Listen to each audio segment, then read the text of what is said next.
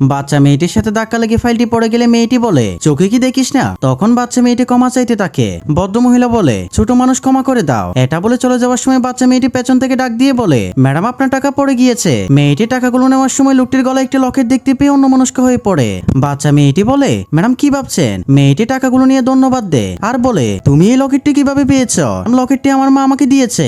এটা বলে সে চলে যায়। এরপর মেয়েটিও তার পিছু করতে থাকে। তারপর বন্ধুরা কি হয় সেটি দেখার আগে তুমি যদি এই ছবিটিকে সত্যিকারে ভালোবেসে থাকো, ভিডিওটা একটি লাইক দিয়ে চ্যানেলটি সাবস্ক্রাইব করো। এরপর বাচ্চা মেয়েটি তার মায়ের কাছে চলে আসে। তখন মেয়েটি বসকে কল করে বলে, স্যার আপনি যাকে খুঁজছিলেন তাকে আমি খুঁজে পেয়েছি। বস বলে, আপনি ওইখানে থাকুন, আমি এক্ষুনি আসছি। একটু পর বস আসলে ম্যানেজার মেয়েটিকে দেখিয়ে দেয়।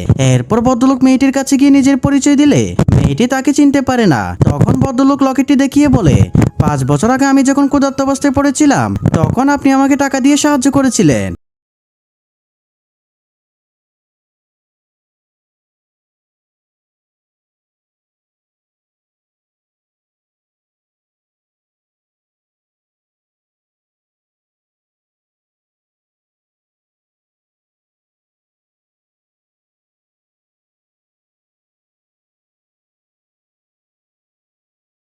আজ থেকে আমার কোম্পানির অর্ধেক মালিক আপনি।